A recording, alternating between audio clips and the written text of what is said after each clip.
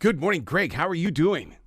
I'm doing great. How are you? Absolutely fantastic, dude. You're speaking my street when you release a book like this, Over My Dead Body. I am not afraid of death. I really do believe that we can communicate with those on the other side because they want to be heard. Excellent, excellent. You're speaking my language as well. Oh my God, dude! I mean, to write this book, though, are you looking over your shoulder, or do you feel like that you are in the center of a bunch of spirits and spirit guides that want to share their version? I really, I am trying to tell the story of the cemeteries themselves. Yep. So I'm telling the story of the people who are in them, but then also these amazing places. Yeah, because I mean, in reality, isn't it like walking through a museum? I mean, I love the way headstones are designed. Exactly. And really, cemeteries were the first American museums, the first public art museums that people could go to. And you think about there are 144,000 cemeteries across the country. A lot of us just pass by them every day. But when you walk inside and you see the artwork and you see the stories that they tell, these places really do come alive. And whether it's through some kind of spiritual means or just culturally or however you want to define it, it really is when you stop and take a look at the surroundings there, it really is a unique experience. We got to go back to the beginning. Listeners need to understand that you used to work at a cemetery. You were the one that kept it looking beautiful. What about those rules that you're not supposed to step on the grave? Greg, my God, you were mowing the lawn. Yeah, well, it depends on the cemetery. And I think you're giving me a lot of credit if you say that I was keeping it beautiful. But I did my part. And I also dug graves occasionally. Oh But my it really God. depends. Which was an experience as well. But it really it depends on the cemetery. In some places, like one time I went for a bird tour in Mount Auburn Cemetery in Cambridge, Massachusetts, which is this historic place, which was the birthplace of landscape architecture, basically, and was the first city park in a lot of respects. In fact, Wow. it literally calls itself the first city park.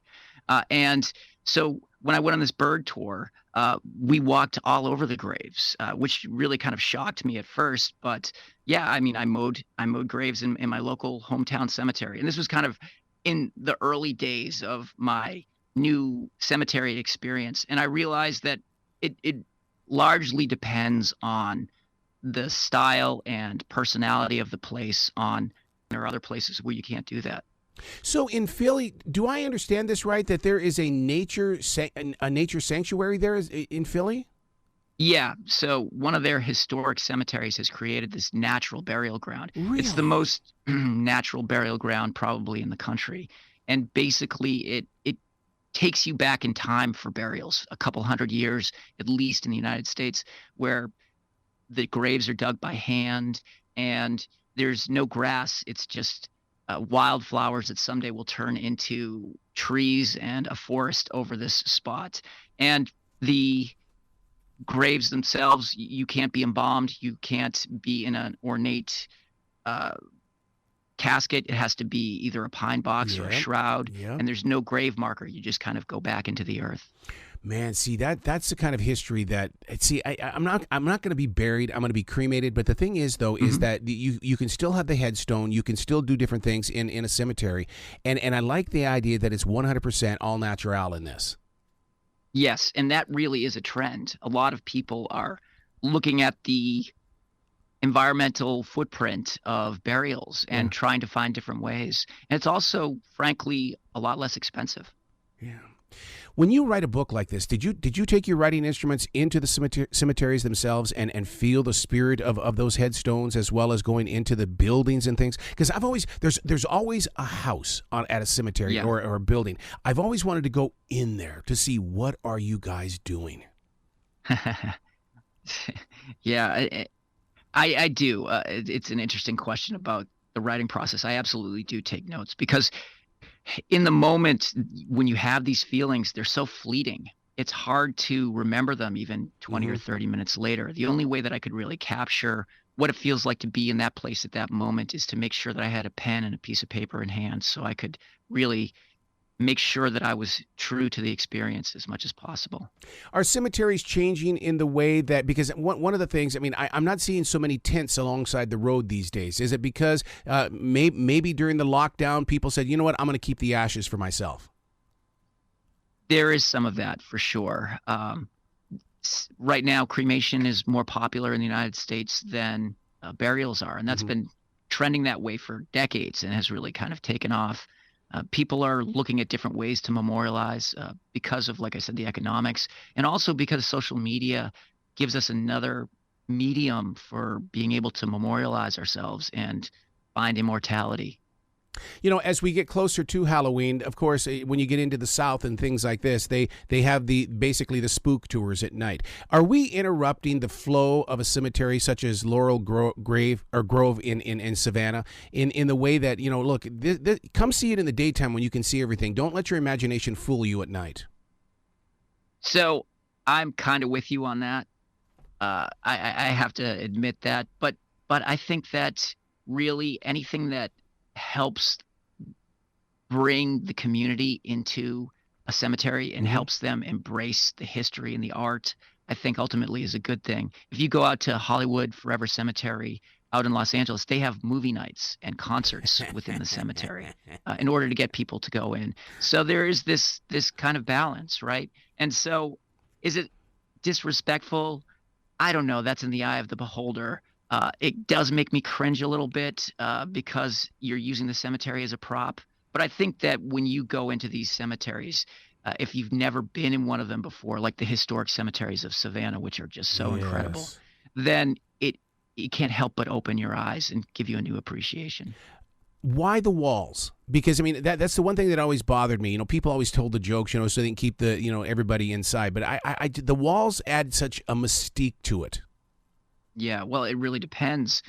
In the 19th century, grave robbing was really a problem. Really? And you need to protect these places just like anywhere else. Wow, I never even thought about that. Because in Charleston, you knew where the grave was because how tall the wall was. Right, and it was really a problem during that time, not only for people who were trying to steal trinkets or whatever, but also from medical schools. There weren't a lot of ways that medical students were able to get bodies. So they would form these clubs and they would go in two-person teams to cemeteries to dig up bodies to use as cadavers in the new medical schools that were springing up across the country in the mid to late 19th century. And a lot of the laws that were put into place were actually because of medical students. Wow. Don't you think a book like Over My Dead Body is going to create a bucket wish list in the way of, hey, I want to travel from city to city and go visit these graves, because it'll say a lot about the community? Yeah. Kind of 15 cemeteries to see before you die kind of thing. I understand that. But also I hope that it gives people a new appreciation about America. Right. This book is also trying to show people a story about America as seen through these unfiltered lenses of cemeteries. And in some ways, perhaps it will make people more thoughtful about burial grounds in their own hometown, whether or not they're mentioned in the book. But what do you personally learn from this? Because because in reality, you're an archaeologist and right now you're a teacher. Yeah. What do I learn? Well, when I was researching the book, I didn't realize how influential cemeteries were on American history, how they shaped how we design suburban subdivisions, how they were the first city parks and also the first art museums that people could go to. They were a cemetery out in Los Angeles was really kind of the first theme park in America. And for 40 years, it was the largest tourist attraction in California. Until Disneyland was created. And Disneyland used the layout of this cemetery, or Walt Disney did, to create the layout of Disneyland. And just these amazing stories about how interwoven cemeteries are in our history. Just as I was doing the research, just really shocked and surprised me in so many amazing ways. Let's talk about Monticello's African-American graveyard. What is the history on this? So it is a small, very simple plot that is the first thing you see when you go to Monticello. And until this century had been forgotten, which is interesting because Thomas Jefferson was a very meticulous record keeper who kept notes on everything, but he did not keep track. You can assume basically intentionally of where the bodies were buried for the enslaved people who lived on his estate.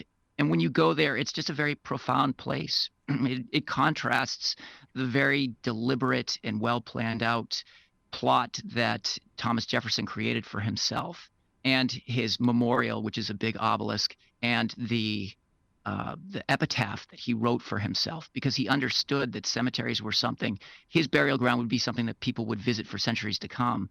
And it's very interesting that he didn't leave any record of where the enslaved people were buried on his ground. Wow, you just gave me a vision of the Billy Graham Library here in Charlotte, where Billy Graham and his wife were buried, and I was shocked to learn that the very place that they're buried is the very place that I wrote before they even passed, and it's like, oh my God! I mean, I came here to write all the time.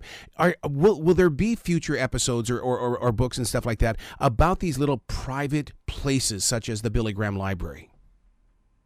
I certainly hope so. There's so many amazing burial grounds in North Carolina. I used to live for a long time in Asheville, and Riverside Cemetery there is just so amazing. You have Thomas Wolfe, and who's buried there, and it's this in this Victorian part of town. And North Carolina is this treasure trove of amazing small family cemeteries, and then also these incredibly artistic cemeteries, and also these important burial places, like you mentioned. When you get out, when you go to, let's say Jamestown, a cemetery from 1607, do you take paper with you and do the pencil sketches or the rubbings and all that kind of stuff? I don't. Traveling with my family, and it usually takes a lot of bribery for me to get them into burial grounds. Yep. So I'm careful about what I do to not creep them out too much. But I love the tracings and when people do that, and how they are taking a piece of these really important artifacts home with them. Yeah, because I mean, what's so funny and so filled with love and care are when you go to these cemeteries that are ancient, and the way that they did the artwork on the headstone and stuff like that. I mean, they would have sculptures, and it was like, God, what was it like to create this for this family? Right. It really tells a lot about a lot of these, whether they're these grand Tiffany glass window mausoleums, or whether they're just small gravestones with beautiful epitaphs on them. They do tell a lot about the love of a family, and how they've dedicated and memorialized their love to their loved ones who are in some of these places. This book needs to get in the hands of the Girl Scouts, and the reason why is because there are many of the Girl Scouts that go out looking for these hidden away cemeteries. For instance, there's one over on Sharon Road West where this Girl Scout goes into this area. She takes note of a headstone on the ground. All of a sudden, it's several different headstones, and that became her project to make sure that this cemetery is preserved forever.